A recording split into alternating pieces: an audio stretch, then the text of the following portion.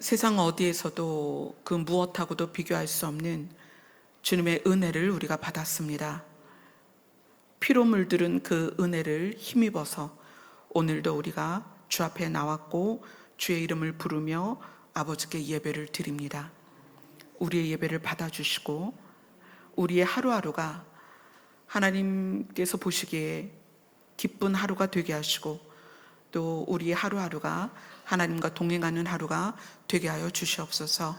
예수님 이름으로 기도드리옵나이다. 아멘. 아멘. 오늘은 요나서 말씀을 본문으로 함께 보도록 하겠습니다. 요나서는 구약성경 뒤쪽에 있고 장수가 짧기 때문에 싹 사라져요. 찾기가 아주 꼭꼭 숨어 있습니다.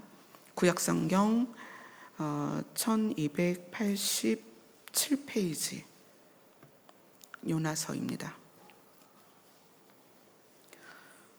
요나서 찾았으면 1장 1절부터 3절까지 함께 읽도록 하겠습니다. 시작. 여호와의 말씀이 아미떼의 아들 요나에게 임하니라. 이르시되 너는 일어나 저 큰 성읍 니느웨로 가서 그것을 향하여 외치라. 그 악독이 내 앞에 상달되었습니다 하시니라.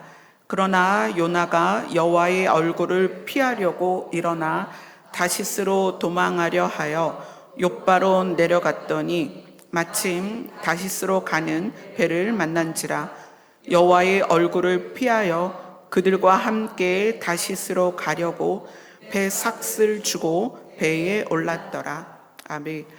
이 요나서의 말씀은 주일학교부터 너무나 예화로 들기에 굉장히 쉬운 말씀이고 그리고 우리가 너무나 잘 알고 있는 말씀이죠. 그래서 그 단계에서 우리가 이제 한 단계 좀 더 성숙한 우리가 성장한 상태로서 요나서를 이해를 해보려고 합니다. 오늘 요나서 1장 1절에 여호와의 말씀이 계시가 아미떼의 아들 요나에게 임했다. 그래서 하나님의 말씀이 요나에게 들려졌습니다. 자, 아미떼의 아들 요나다 이렇게 표현했어요. 아미떼는 진리라는 단어입니다. 아버지는 진리이고 아들은 요나라는 이름이 비둘기란 뜻이에요. 그러면 아버지가 진리고 아들이 비둘기라는 뜻이라면 아들은 아버지의 진리를 배워서 자라는 동안에 성장하면서 아버지의 진리를 배우고 그리고 요나는 그 아버지에게서 배운 진리를 전달하는 사람이죠. 그러니까 진리를 전달하는 사람 이렇게 볼 수가 있습니다. 비둘기라는 뜻으로 이 아버지가 요나의 이름을 지었을 때에는 네가 이 진리를 많은 사람들에게 가져다 줬으면 좋겠다라고 아들을 낳아서 이름을 짓지 않았을까요? 자, 아미떼 아들 요나에게 하나님의 계시가 임했습니다. 그리고 어떤 계시가 임했냐면은 너는 일어나서 저 큰 성읍 니느웨로 가서 그것을 향하여 외치라.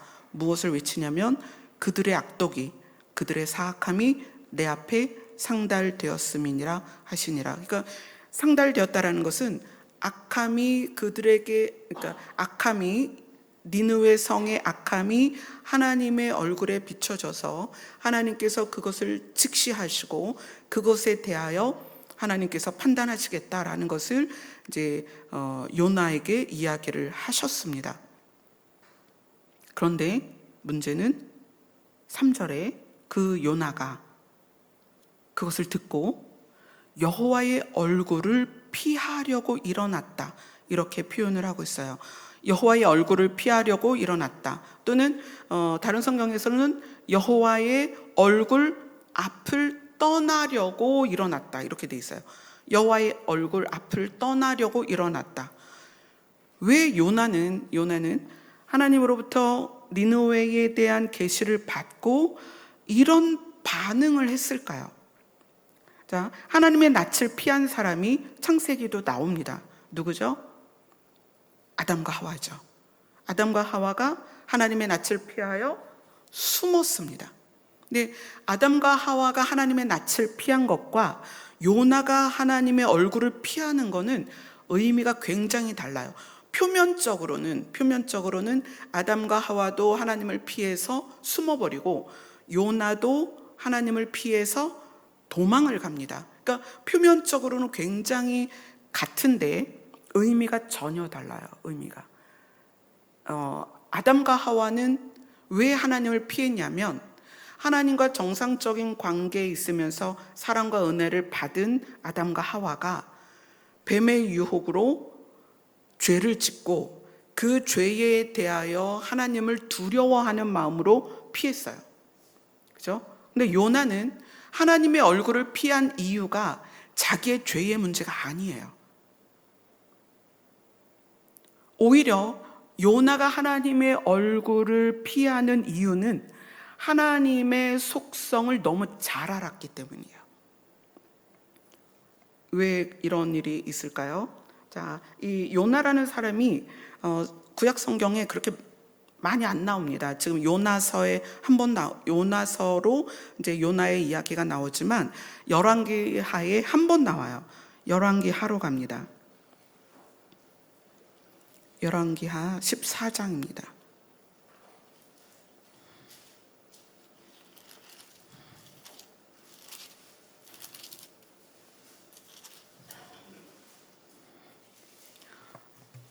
열왕기하 14장 25절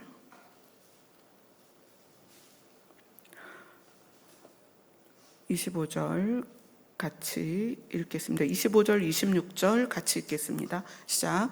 이스라엘의 하나님 여호와께서 그의 종 가드헤벨 아미떼의 아들 선지자 요나를 통하여 하신 말씀과 같이 여로보암이 이스라엘 영토를 회복하되 하맛 어귀에서부터 아라바 바다까지 하였으니 이는 여호와께서 이스라엘의 고난이 심하여 매인자도 없고 노인자도 없고 이스라엘을 도울 자도 없었음을 보셨고. 자, 여기에서 지금 아미떼의 아들 선지자 요나가 나옵니다. 근데 여기에서 요나는 하나님께서 선지자니까 이제 말씀을 주셨죠. 근데 어떤 말씀을 주셨냐면 이스라엘이 영토를 회복하게 될 것이다라는 계시를 하셨고 요나는 그것을 선포를 했겠죠. 그리고 선포한 말씀대로 이스라엘이 영토를 회복합니다. 근데 하맛 어귀에서부터 아라바 바다까지 영토를 회복하는데 왜냐? 이 영토를 회복하게 하신 이유는 이스라엘의 고난이 너무 심해서 매인자도 없고 노인자도 없고, 이거는 매인자도 없고 노인자도 없다는 것은 사회의 어떤 그 체계와 질서가 아예 무너졌다는 얘기예요. 너무 어려워서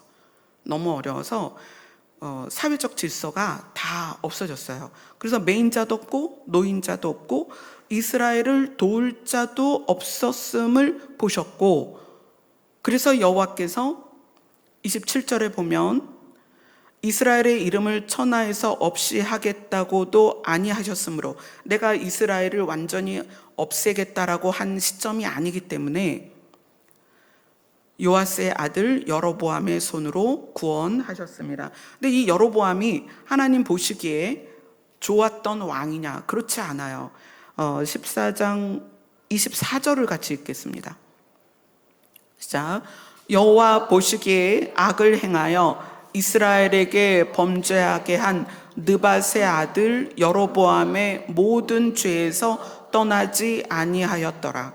그러니까 느밧의 아들 여로보암이 하나님 보시기에 악을 행했고 범죄를 했는데 여로보암 2세, 이 여로보암 2세는 요아스의 아들이에요. 요아스의 아들 여로보암이 왕이 되어서 41년간 다스렸는데 이 여로보암 2세가 느밧의 아들 여로보암 1세가 했던 죄에서 떠나지 아니하였습니다. 그러니까 죄는 죄대로 짓고 있음에도 불구하고 하나님이 이 여로보암 2세를 통해서 영토를 회복하신 것은 이스라엘을 불쌍히 여김이었다는 거예요. 그들이 잘하는 게 없었어요. 하나님께 선을 행한 것도 아니고 그들이 하나님을 향하여 나온 것도 아니고 죄를 회개한 것도 아니에요. 악을 행하되 느밧의 아들 여로보암처럼 요아스의 아들 여로보암 2세도 그 악을 따라가고 있었단 얘기예요.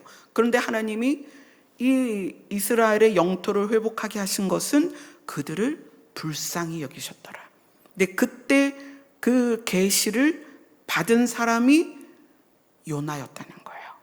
자, 그럼 요나는 그때 당시에 상황을 너무나 잘 압니다. 왕이 1대 여로보암 1세의 길을 따라서 악을 행하고 죄에서 떠나지 아니하였고 하나님 보시기에 악한 모습이 그대로 유지됨에도 불구하고 하나님 보시기에 이스라엘이 너무 고난이 심하니까 하나님께서 은혜를 베푸셨다는 거예요. 이것을 아미떼 아들 선지자 요나가 하나님의 계시를 받고 계시를 선포하고 선포한 대로 영토가 확장이 되는 과정을 지나온 요나가 무엇을 알았냐면 하나님의 선하심을 알았다는 거예요. 이스라엘의 악함에도 불구하고 여로보암 1세의 길을 따라가는 여로보암 2세의 그 정치와 경제와 문화와 그 죄악을 다 아시면서도 이스라엘의 고난이 심한 것을 불쌍히 여기셔서 영토를 확장하고 이스라엘을 도울 자가 아무도 없는 것을 보고 하나님이 친히 여로보암의 손으로 자기 나라를 구원할 수 있도록 도우셨다는 거예요. 그 계시를 받았던 요나기 때문에 그래서 오늘 이 요나서로 다시 갑니다. 그 요나가 하나님 앞에 선한 것이 하나도 없는 이스라엘을 구원하시고 도우시고 영토를 확장하게 하신 하나님의 말씀을 또 들은 거예요. 근데 하나님이 뭐라고 하셨냐면 너는 저 큰 성읍 니느웨로 가서 그들을 향해 외쳐라. 너희들의 악독이 하나님 앞에 상달되었다. 그러니까 그 죄에 대하여 회개하지 않으면 너는 심판을 받는다 라는 것을 선포하라는 거예요. 그런데 이 요나가 여호와의 얼굴을 왜 피하려고 했냐면 하나님의 마음을 안 거예요. 어떤 마음일까요? 네가 선포해서 그들이 회개하면 내가 그들을 심판하지 않을 거야. 그러니까 하나님이 그들의 악독에 대하여 외치라고 하는 얘기는 내가 그것 때문에 너를 심판할 거야가 아니고 너희들이 죄에서 돌이켜라.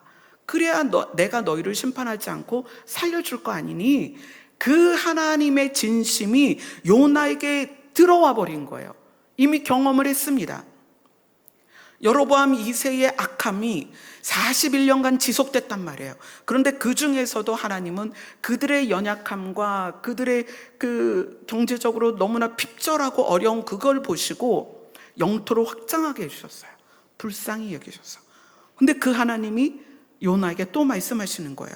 저 큰 성읍 니느웨로 가서 그들의 죄에 대하여 선포해라. 그러니까 요나가 하나님의 의도를 알았다는 거예요. 하나님은 니느웨를 심판하려는 게 아니라 그들이 회개하면 그들을 용서하고 다시 죄의 길로 돌아가지 않도록 도우시려고 이걸 선포하게 하시는구나. 그래서 요나가 화가 나는 거예요. 그래서 여호와의 얼굴을 피하려고 일어나 다시스로 도망하려 하여 욥바로 내려갔더니, 그게 오늘 1장 3절에 나오죠. 자, 하나님이 가라고 한 데는 어디예요? 니느웨죠. 그런데 요나는 어디로 가려고 그래요? 다시스로 가려고 그러죠. 자, 그래서 이제 다시스로 가려고 욥바로 내려갔는데 요나가 있었던 곳에서 니느웨는 지도로 보면은 오른쪽이에요. 오른쪽이고 그렇게 멀지 않아요. 그런데 요나가 가고자 하는 다시스는 이제 배를 타고 가려고 지금 욥바로 내려갔다 그랬잖아요. 도망하려고 해서 욥바로 내려갔는데 다시스로 가는 배를 만났죠. 이 욥바가 항구예요. 그래서 바다를 배를 타고 가서 다시스로 가려고 하는데 이 다시스는 마케도니아, 그 다음에 이탈리아, 그리고 이쪽으로 스페인, 이 다시스가 스페인에 있는 도시예요. 그러니까 이 요나 입장에서는 니느웨가 훨씬 가깝습니다. 그런데 배를 타고 마케도니아, 이탈리아 지나서 스페인까지 지금 도망가려고 하는 거예요. 이 거리가 굉장히 멀어요. 이 밑으로 따지면 예루살렘과 애굽을 지나서 아프리카를 지나가야 돼요. 북아프리카를 지나가야 되고, 이제 대륙으로 따지면 이제 배를 타고 이제 그 길을 가려고 하는 거죠. 다시스라는 곳은 철을 생산하는 도시예요. 굉장히 무역이 발달되어 있고 질 좋은 철을 생산해서 수출하는 부유한 항구 도시입니다. 그러니까 이 요나 입장에서 하나님이 니느웨에 대하여 어떤 마음을 가지고 있는지를 알았기 때문에 열받은 거예요. 그래서 꼴도 보기 싫다.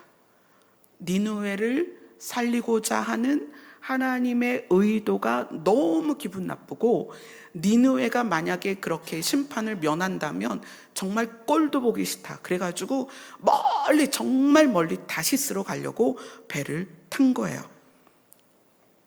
자, 3절에 보면 두 가지를 볼 수 있어요. 여호와의 얼굴을 피하려고, 이것은 이 마음에 이제 의도가 생긴 거죠. 아니, 어떻게 하나님은? 이 요나 입장에서 이스라엘을 살려주시는 거는 너무 기쁘게 받은 거예요. 그래서 영토를 확장하게 하시고 이스라엘이 먹고 살게 해주신 것 너무 감사한 거야. 그런데 니느웨를 살리시겠다는 하나님의 의도는 너무 기분이 나쁜 거예요. 그런 상태에서 얼굴을 피하려고, 이거는 이 얼굴을 피하려고 하는 건 불편한 거죠. 하나님의 의도가 불편한 거예요. 여러분, 그게 우리 마음에 다 있어요. 우리가 가정 안에서, 교회 안에서, 또 뭐 여러 가지 정치적으로도 우리가 반대되는 입장의 사람들과 불편하잖아요. 관계도 불편하고 심리적으로도 너무 싫고 보고 싶지도 않은 그런 관계들이 굉장히 많이 있습니다. 그런데 하나님은 사람에 대하여 그가 지금 어디에 있고 무엇을 하고 누구이고 상관없이 하나님의 마음은 동일합니다. 어떻게 동일하냐면 그를 살리고자 하는 마음이 동일하다는 거예요. 그런데 요나의 입장은 아닌 거예요. 하나님이 로보암 2세를 통하여서 이스라엘을 구원하시고 영토를 확장한 건 기쁘게 받은 거예요. 그래서 그렇게 선포했어요. 하나님께서 이스라엘을 그렇게 하실 것이다. 그러니까 이스라엘 입장에서 요나를 바라볼 때 진짜 선지자다, 얼마나 추켜 세웠겠어요. 하나님의 선포, 그러니까 계시가 요나에게 임하고 그것을 선포했는데 이루어졌어요. 그래서 이스라엘이 많은 영토를 얻게 됐어요. 그런 환경에서 요나는 이스라엘 백성에게는 아주 훌륭한 선지자였던 거죠. 근데 그 요나에게 하나님이 니느웨를 살리겠다는 의지로 계시를 주셨을 때 요나는 마음이 달랐던 거예요. 내가 굳이 걔네한테 가서 왜? 꼴도 보기 싫은 거예요. 그래서 니느웨가 아니라 어디로 가요? 멀리, 정말 멀리. 제가 지도를 찾아봤는데 정말 멀리 목표를 정하고, 또 부유하고 가면 먹고 살 것도 많고 다시스로 목표를 정했다는 거예요. 얼굴을 피하려는 의도와 그 다음에 그 3절 안에 다시스로 도망하려 하여 욥바로 내려갔더니 마침 다시스로 가는 배를 만났습니다. 우리는 우리 마음의 의도를 가졌을 때 여러 상황들이 있는데 내 의도와 맞는 선택을 우리가 한다는 거예요. 근데 이 의도가 선하지 않으면 이 의도를 표현해내는 방식은 선하지 않습니다. 자, 욥바라는 항구에 갔는데 배가 다시스로 가는 거 하나만 있었겠냐는 거예요. 그죠? 다시스로 가는 배를 마침 만났다는 건 많은 배들이 있었지만 내가 다시스로 가고자 하니까 다시스로 가는 배가 보인 거예요. 우리의 마음은 늘 다양한 상황에서 다양한 의도들이 일어납니다. 근데 그 의도들이 다 선하거나 다 악한 건 아니에요.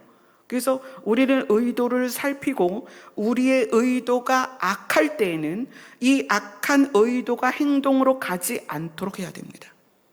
그런데 우리 의도가 선하다면 선한 의도는 그것을 행동으로 옮겨야 되겠죠.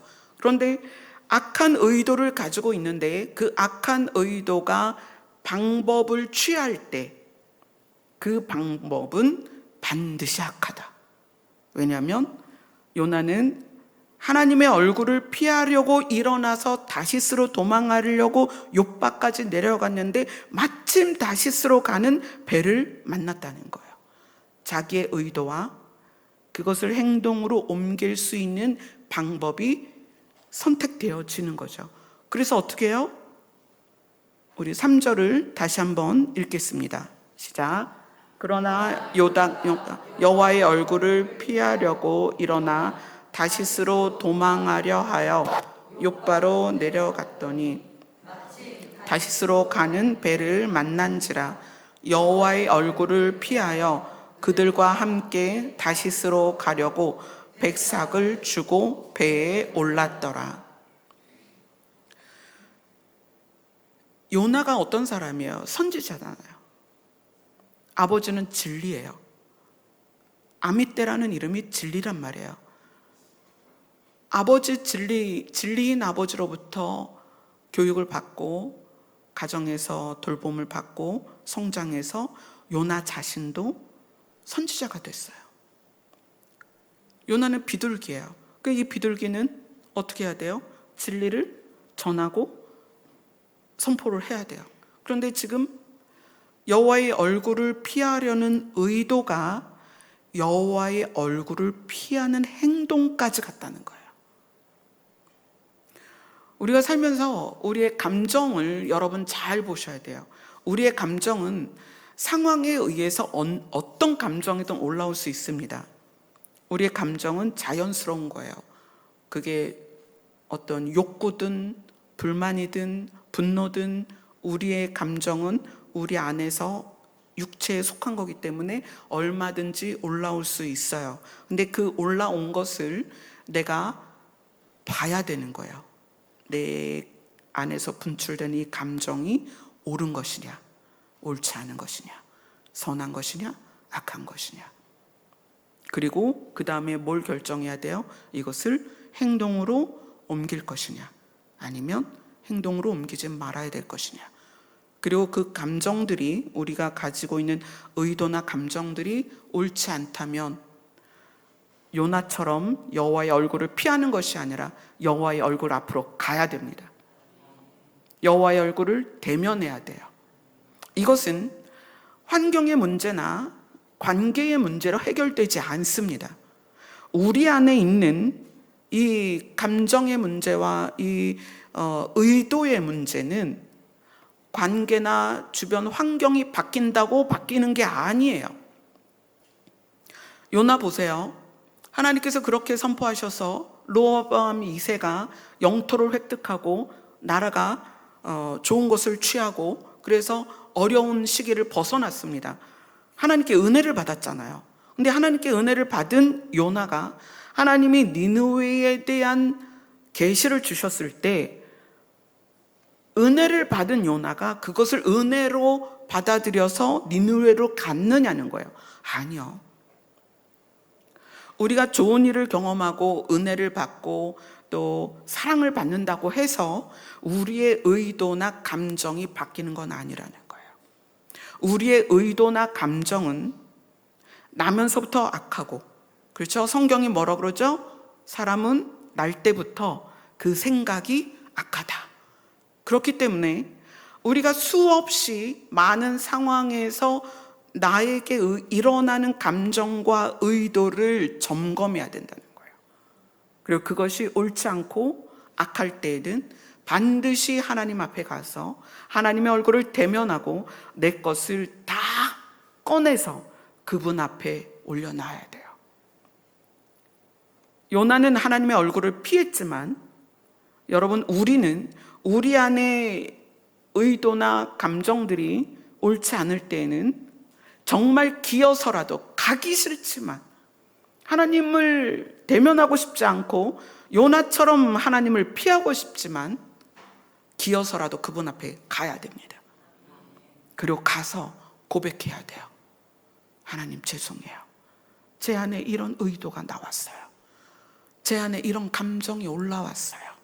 제 안에 살펴보니 이런 분노가 있어요. 하나님, 제 안에 이런 열등감이 있어요.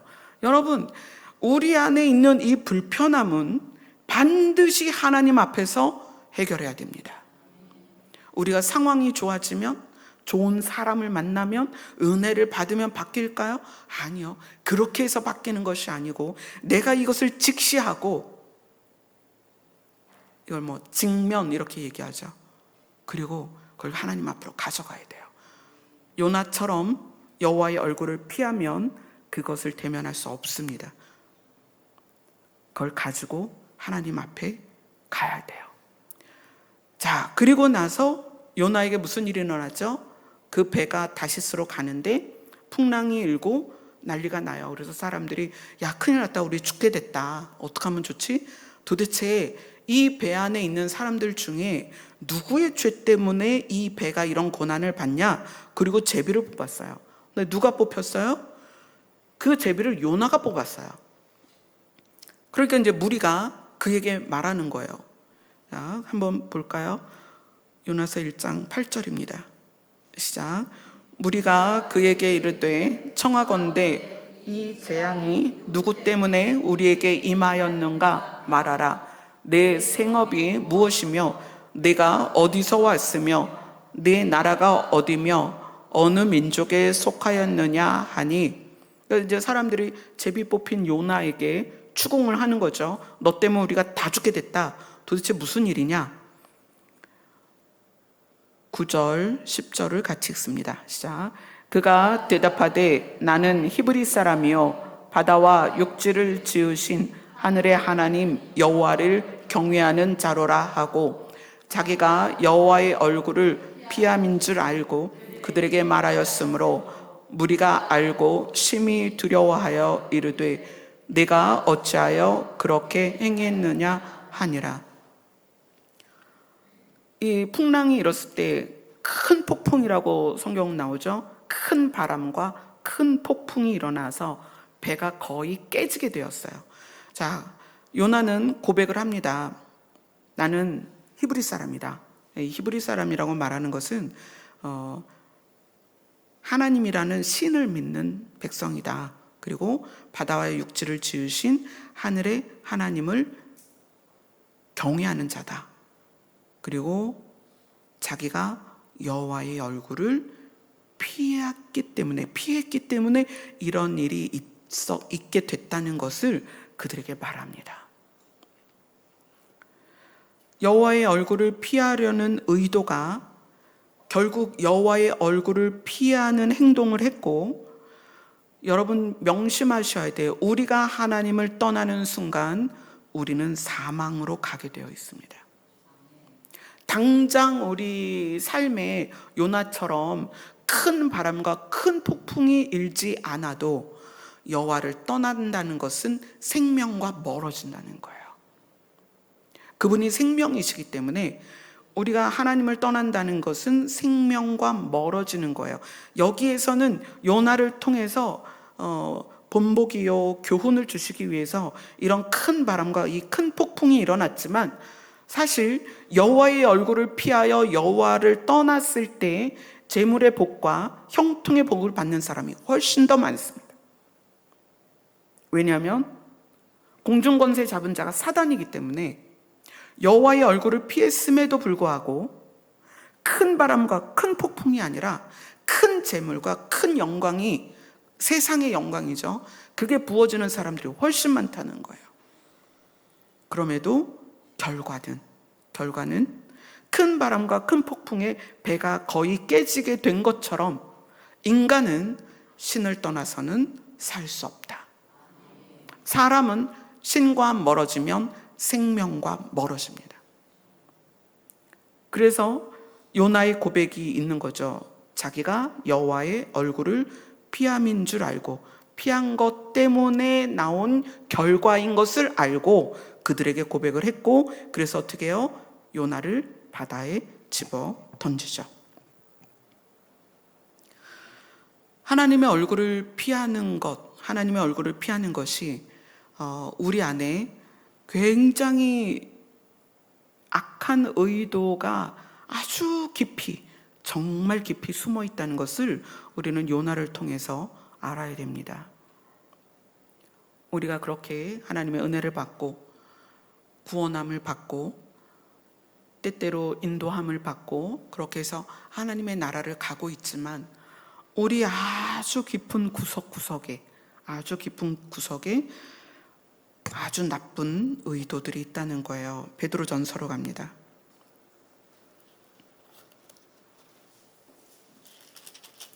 베드로전서 3장으로 갑니다.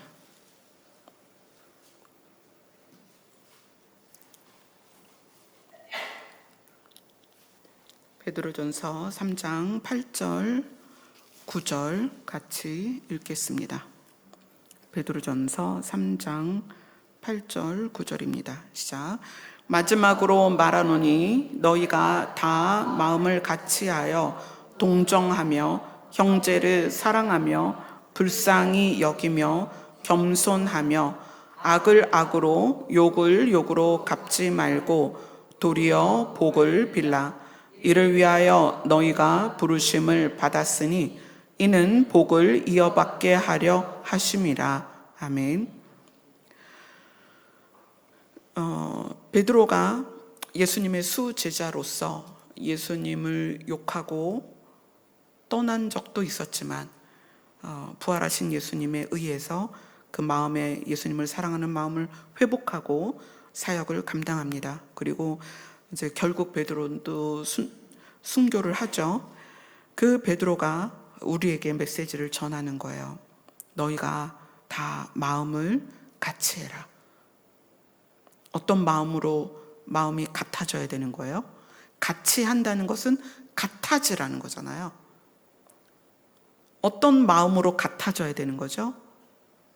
성경은 그 마음이 예수님의 마음이다, 이렇게 얘기해요. 예수님의 마음으로 마음이 같아져서 동정하며, 이 동정이라는 게 남의 어려운 처지를 내 일처럼 생각이 드는 거예요. 남의 어려운 처지를 내 일처럼 생각하고 딱하게 여기고 그리고 가엾게 여기는 거예요. 그게 동정이에요. 자, 우리가 지금 요나서를 보고 있잖아요. 하나님께서 요나에게 요구하셨던 게 어떤 거냐면, 내가 이스라엘이 여로보암 1세를 따라 여로보암 2세가 41년 동안 그렇게 악을 행하지만 너무 너희들이 불쌍해서 내가 너희를 돕고 싶다. 그래서 내가 너희들에게 영토를 획득하도록 할 테니, 그게 이제 전쟁을 통해서 영토를 획득해요. 그래서 영토가 넓어졌다는 것은 먹을 게 많이 생겼다는 거예요. 자원을 얻었다는 거예요. 그래서 백성들이 먹고 살게 된 거죠. 하나님이 이스라엘 백성을 향하여 너희들이 악을 행하고 선을 떠났지만 내가 볼 때 너희들이 너무 불쌍하구나, 그거였거든요. 그래서 그 요나에게 니느웨에 대해서 이야기를 하시는 거예요. 쟤네를 봐라. 쟤네 저렇게 악을 행하다가 결국은 심판을 당할 텐데 나는 저들을 살려주고 싶은데 그러려면 회개를 해야 되고 죄를 돌이켜야 되니까 네가 가서 그걸 좀 선포를 해줘라. 그런데 요나에게는 이 동정이 없었다는 거예요. 자기가 받을 때, 은혜를 받을 때에는 기쁘게 받는데 다른 사람의 고난에 대해서는 동정이 없었다는 거예요. 그래서 예수님이 우리에게 새로운 계명을 주셨습니다. 율법이라는 그 많은 내용들을 다 정리해서 함축해서 우리와 하나님과의 관계를 사랑의 관계로 갔으면 좋겠다. 그래서 너희는 하나님을 사랑해라. 그 다음에 사람에 대해서는 네 몸처럼 상대를 좀 사랑했으면 좋겠다. 그거예요. 자, 내 몸처럼 사랑하는 것이 바로 이 동정입니다. 타인이 어려움을 겪을 때 내가 겪는 것처럼 그걸 느끼는 거예요. 그래서 그것을 내 일처럼 여기고 도와주는 거예요. 그게 동정이거든요. 그러니까 요나에게 원하신 게 그런 마음이에요. 내가 이스라엘을 불쌍히 여겨서 여로보암 2세를 통해서 영토를 확장하고 획득하게 한 것처럼 니느웨도 좀 불쌍히 여길 수 없겠니? 했을 때 요나는 거기에서 반발을 한 거죠. 싫어요. 왜냐하면 이 니느웨가 아수르의 도시예요. 아수르의 수도예요. 아수르는 어떤 나라예요? 이스라엘을 늘 괴롭히는 나라잖아요.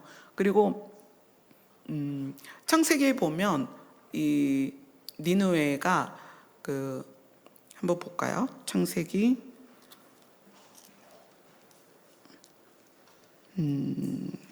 몇 장에 제가 잠깐 생각이 안 나네요. 알고 있었는데 계보에 보면 노아의 자손들 쭉 나오다가 니느웨에 대해서 나와요. 그리고 거기에 첫 용사에 대해서 나오죠. 그게 니느웨에 대한 이야기거든요. 그러니까 노아의 자녀 중에 함이 있고 함의 자녀의 그 자녀가 그래요. 이 니느웨 그 성이 그렇게 출발이 돼요. 그러니까 굉장히 강하고 아수르의 수도이면서 이스라엘을 늘 괴롭혔던 나라기 때문에 이 요나가 그들에 대하여 동정하는 마음을 갖지 못하고 있는 거죠. 그런데 이 베드로는 우리에게 부탁을 하는 거예요. 마지막으로 내가 너희들에게 부탁을 하는데 너희가 다 마음을 같이 해서 동정하며 형제를 사랑하며 불쌍히 여기며 겸손해라. 니느웨가 왜 형제인가? 노아로부터 시작된 다 같은 형제거든요. 그래서 형제를 사랑하고 불쌍히 여기며 겸손해라. 악을 악으로 갚지도 말고 욕을 욕으로도 갚지 말고 복을 빌어라. 이 복이라는 것은 복을 빌라라는 얘기가 축복해라 그 말이거든요. 그러니까 복을 빌라라는 말보다 축복해라 그러면 내가 정말 싫어하는 사람이 있을 때 하기가 더 어렵죠. 축복한다는 게 더 의미로는 하기가 더 어렵죠. 근데 같은 말이지만 축복이라는 어감이 정말 내가 싫은 사람한테는 하고 싶지 않은 게 축복이란 말이에요. 근데 베드로는 이것을 그렇게 얘기해요. 축복해라. 이것을 위해서 너희가 부르심을 받았다 이렇게 얘기해요.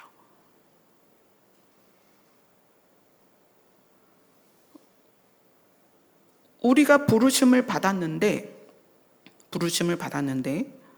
우리가 상대하는 사람들에 대해서 동정하고 사랑하고 불쌍히 여기고 겸손하며 축복해라. 그것을 위해서 너희들이 부르심을 받았는데 왜냐하면 복을 이어받게 하려고 하는 거다. 복을 이어받게 하려고 하는 거다. 자, 창세기 22장에서 하나님이 아브라함에게 내가 너에게 복을 줄 것이다. 근데 그 복이 형태로는 약속된 땅을 주시는 거고요. 그죠? 의미로는 그 땅이 하나님이 산자들에게 주시는 땅이고 하나님이 계시는 땅이에요. 그래서 이 복을 이어받게 하려 하십니다는 복을 상속받게 하기 위함이다. 즉 우리가 타인에게 축복하는 행위는 아브라함에게 하셨던 그 복을 상속받게 하는 우리의 삶의 모습이다. 근데 그 복이 뭐다? 창세기 22장에서 약속하셨던 복이고 젖과 꿀이 흐르는 가나안 땅이고 우리가 이제 지금 주일마다 나누는 천년 왕국이기도 하고 그 천년 왕국 다음에 있을 새하늘과 새 땅이라는 거예요. 하나님은 우리에게 그 복을 상속받게 하기를 원하시는데 그 상속받게 하기 위해서 우리에게 부탁하시는 거예요. 마지막으로 말하는데 너희가 예수님의 마음으로 같은 마음을 갖고 동정하고 형제를 사랑하고 불쌍히 여기고 겸손하고 악을 악으로 욕을 욕으로 갚지 말고 축복해라. 근데 이 행동이 어떻게 나오느냐? 우리 안에 의도부터 바뀌어야 된다는 거예요. 우리의 감정과 의도. 그래서 이 우리의 감정과 의도는 내가 사랑을 받고 은혜를 받는 것으로 해결되지 않습니다. 이것은 내가 나를 직면하고 내 안에 있는 감정들과 내 안에 있는 그 의도들을 다 꺼내서 하나님 앞에 직면을 해야 되는 거예요. 그걸 가지고 가야 되는 거예요. 하나님, 제가 이런 마음이 일어나요. 하나님, 제가 이런 분노가 있었어요. 이 요나는 이 마음의 내용을 가만히 보면 시기 질투가 있는 거거든요.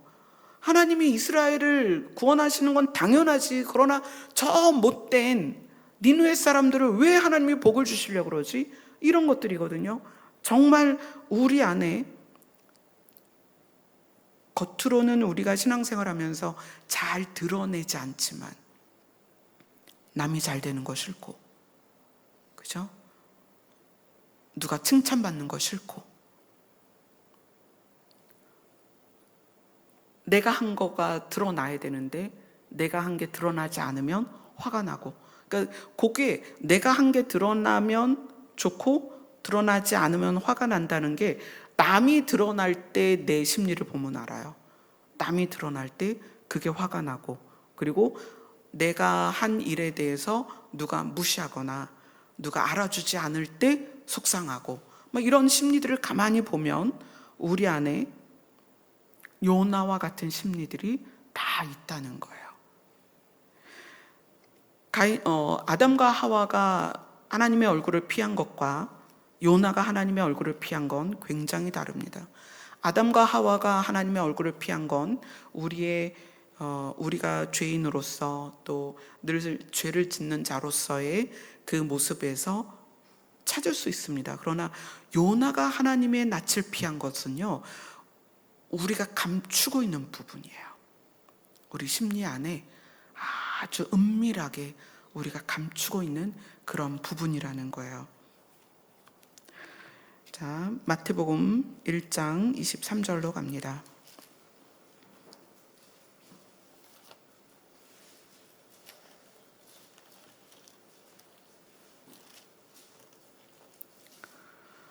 마태복음 1장 23절 같이 있습니다. 시작. 보라, 처녀가 잉태하여 아들을 낳을 것이요 그의 이름을 임마누엘이라 하리라 하셨으니 이를 번역한즉 하나님이 우리와 함께 계시다 함이라. 아멘. 우리에게 복은, 아브라함에게 말씀하셨던 복은 너로 인해서 모든 민족이, 또 내 씨를 통해서 너희 민족이 복을 받을 것이다. 그리고 그 복의 구체적인 내용으로는 땅을 줄 것이고 거기를 가도록 하고 그 땅을 차지하게 할 것이다. 그런데 그 땅의 의미가 뭐냐면 하나님께서 그곳에 계셔서 그들과 함께 계신다는 거예요. 그래서 베드로가 말하는 그 복을 상속받게 하려 함이다라는 그 복이 뭐냐면 임마누엘이라 하는 하나님이 우리와 함께 계시는 복, 그것이 우리에게 상속되게 하려고 그걸 가르쳤다는 거예요. 베드로전서에서. 여러분, 우리가 사람에 대하여 어떤 마음을 갖고 어떤 의도를 갖고 어떤 행동을 하느냐가 하나님과의 관계를, 하나님께 가까이 가느냐 하나님과의 관계가 멀어지느냐, 그 내용을 좌우하고 있다는 거예요. 우리가 하나님과 가까이 하기 위해서 사실 말씀도 많이 배우고 또 기도 시간도 많이 갖고 은사도 구하고 또 영적인 어떤 비전이나 이런 것들을 구하고 예언도 받고 그래요. 하나님과 가까워지는 건 우리의 마음과 의도가 바뀌어야 되는 거예요. 그래야 하나님과 가까워져요. 하나님이 우리와 함께 계시는 것, 그것은 우리가 여호와의 낯을 피하지 않는 거예요. 그런데 여호와의 낯을 대면하여 그분 앞에 앉으면 그분 앞에서 우리 것들이 다 드러나게 돼 있어요. 그래서 그걸 드러내고 싶지 않아서 그분 앞에 잘 안 가는 거거든요.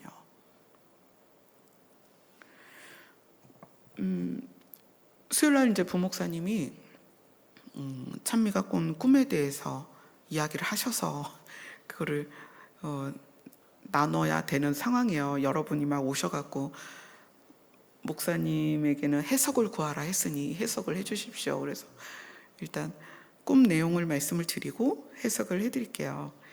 찬미가 며칠 전에 제가 집에를 갔는데, 엄마 내가 거실에서 잠을 자다가 꿈을 꿨어. 그래 무슨 꿈을 꿨니? 그랬더니 저희 주방에 위에는 상부장이 있잖아요. 아래 싱크대가 있고. 근데 그 상부장이 전부 건조기로 상부장이 돼 있더래요. 그러니까 상부장은 없고 건조기가 여러 개가 있더래요. 주방에 쫙. 그리고 그 건조기가 다 돌아가고 있었대요. 그래서 이제 할머니가 거기 주방에 계셨는데 그 건조기에서 갑자기 여러 개가 또 빨간 불빛이 반짝반짝하면서 경고등이 켜지기 시작하더래요. 그리고는 어떤 건조기가 카운트다운이 시작이 된 거예요. 숫자가 19, 8, 7, 6 이렇게 막 줄더니 건조기가 폭발을 했대요. 그래서 이제 찬미가 주방에 할머니가 계셨으니까 할머니 하면서 깼는데, 이제 할머니가 그 소리를 듣고 할머니 불렀니? 그래서 아니 저 꿈 꿨어요. 그리고 찬미가 이제 방으로 들어간 거예요. 그래서 방에 가서 또 잤대요. 근데 꿈이 또 이어진 거예요. 그러니까 그렇게 하나가 이제 여러 개가 경고등이 들어오면서 하나가 카운트다운이 되면서 터지고, 그리고 이어진 꿈이 뭐냐면 집에 어떤 나쁜 사람이 서 있는 것 같은 느낌, 아주 나쁜 사람이 집안에 들어온 느낌이 드는 거예요. 그래서 너무 무서워서 엄마를 찾아야 되겠다. 그리고 이제 제 방의 문을 연 거예요. 근데 이제 제 방이 좁아서 이제 침대는 못 놓고 그냥 요 하나하고 이불이 있는데 그 이불이 이렇게 들쳐져 있고 제가 엎드려요. 그래서 엄마 혼자 휴거가 됐나? 이제 찬미가 휴거가 안 된다는 게 아니라 이게 관찰자 시점이잖아요. 관찰자로서 그걸 본 거죠. 그래서 세탁기가 돌아간다면 시작이지만 건조기가 돌아간다는 건 마무리예요. 건조기는 마무리고요. 그 다음에 여러 건조기가 있다는 것은 하나님께서 세상을 마무리하기 위한 여러 가지 일들을 진행하고 계시는 거고, 여러 개가 경고등이 들어왔다는 것은 그 건조기가 목표로 하는 일들이 거의 때가 됐다는 거고요. 빨간 경고등이 막 돌아가고 그 다음에 마침내 하나가 터진 거예요. 그리고 그 다음날 러시아에 지진이 난 거예요. 8.8 지진이 났죠. 네, 그래서 그걸 지진 뉴스를 보면서 이제 드디어 더 우리가 늘 세상에 많은 일들이 있을 거라고는 얘기하지만 진짜 그런 일들이 더 구체적으로 우리 주변에서 일어나겠구나. 그래서 어쩌면 우리가 오늘 이 요나의 이야기를 보면서 우리가 죄를 회개하고 예수님을 믿고 교회를 다니고 은혜를 받으며 살아가지만 우리 안에 감추어진 정말 깊은 곳까지 들어가서 미움과 시기와 질투와 다툼과 욕심과 이기심과 동정하지 못하고 선을 베풀지 못하는 우리들의 이기심과 이러한 것들을 다루어야 하지 않을까 싶어요. 이건 정말 요나는 하나님의 낯을 피했지만 우리는 그걸 가지고 하나님 앞에 나아가야 돼요. 그래서 동정하지 못하고 사랑하지 못하고 마음을 함께하지 못하는 우리들의 민낯이 하나님 앞에 가서 다 드러나서 그것들을 하나하나 이제는 다른 게 없어요. 하나님이 우리와 함께 하시고자 하는 그분의 나라를 상속받기 위해서는, 그 약속을 상속받는 것에서는 우리의 마음을 다루어 가는 것밖에는 방법이 없어요. 오늘 요나서에 나온 것처럼 깊이 감추어진 우리의 본성 안에 있는 그 우리가 애써 감추었던 우리 안에 있는 그것을 다 꺼내서, 말씀드렸죠. 우리가 은혜 받는다고 해결되는 거 아니에요. 우리 환경이 변한다고 해결되는 거 아니에요. 그건 내가 꺼내야 돼요. 나한테 이게 있다는 것을 꺼내셔야 돼요. 꺼내서 그거 하나님 앞에 가져가셔야 됩니다. 그래서 오늘 이제 내일이 여러분 성경학교여서 여기 자리 배치랑 이런 걸 다 해야 돼요. 그래서 오늘은 11시까지 기도하고, 기도 후에 여러분들이 함께 협력해서 자리 배치하고 준비, 여름 성경학교 준비하는 것을 같이 도왔으면 좋겠습니다. 우리 찬양하겠습니다. 찬송가 251장입니다.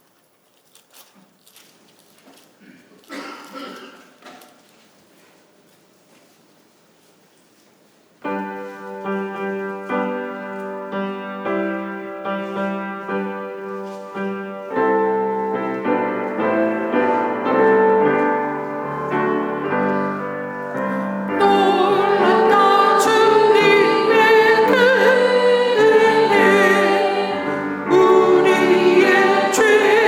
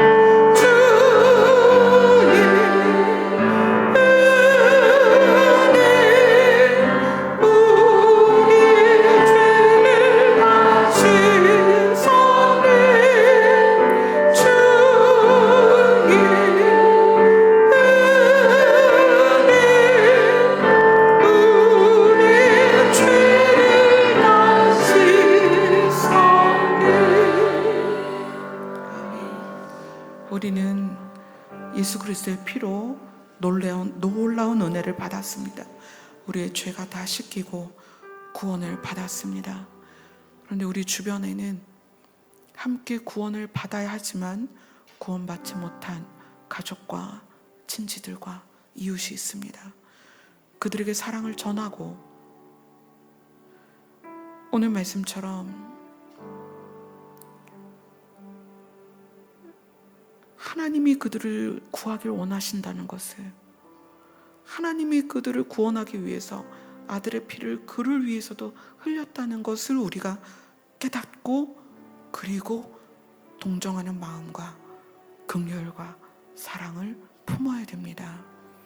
우리가 순간순간 요나처럼 하나님의 낯을 피하지만 이제 우리는 하나님의 얼굴을 피하는 것이 아니라 내 마음을 쪼개고 이 안에 있는 숨어있는 악한 의도들을 다 꺼내서 하나님의 은혜 앞에서 해결하시는 그런 시간이 되었으면 좋겠습니다. 기도하겠습니다.